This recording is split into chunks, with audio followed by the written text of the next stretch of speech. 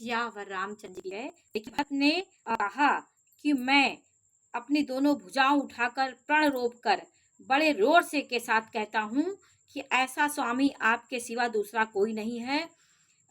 पशु नाचते हैं, तोते पाठ में प्रवीण हो जाते हैं, परंतु तोते का गुण और पशु के नाचने की गति पढ़ाने वाले और नचाने वाले के अधीन होता है। उन्होंने कहा कितना भी तोता पाठ पढ़ ले और कितना भी बंदर नृत्य कर ले, नाच ले, लेकिन उसका नाम नहीं होता है, नचाने वाले के ही अधीन होता है वो। जो यो सुधारी सन मान जन किए साधु सिर मोर को कृपालु बिन पाली हैं वारिदा वली वर जोर। 299 दोहे में है कि इस प्रकार अपने सेवकों की बात सुधार कर और सम्मान देकर आपने उन्हें साधुओं का शिरोमणि बना दिया। कृपालु के सिवा आपकी विरदावली का और कौन जबरदस्ती हठ पूर्वक पालन करेगा।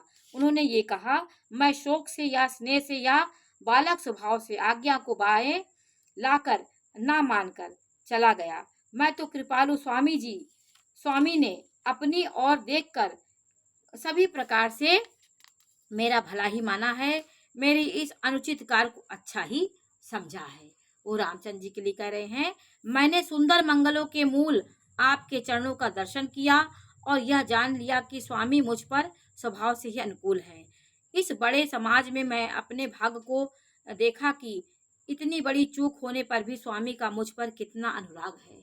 ये भरत जी ने कहा, इतना प्रपंच होने के बाद भी भगवान राम मेरे प्रति उसी प्रकार बने हुए हैं, ये उनकी महानता है, मैं क्या महान हूँ। उन्होंने ये कहा, कृपा निधान ने मुझ पर सांगोपांग भरपेट कृपा और अनुग्रह सब अधिक ही किए हैं, अर्थात मैं इसके जरा भी लायक नहीं था, उतनी अधिक सर्वांग पूर्ण कृपा करके मुझ पर उन्होंने कृपा की है। गोसाई, आपने अपने शील स्वभाव और भलाई से मेरा दुलार किया है। रामचंद्र जी को कह रहे हैं, हे नाथ, मैंने स्वामी और समाज के संकोच को छोड़कर अविनय या विनय भरी जैसी रुचि हुई वैसी ही वाणी कहकर सरलता ढिठाई की है। हे देव, मेरे आर्त भाव आतुरता को जानकर आप क्षमा करिए।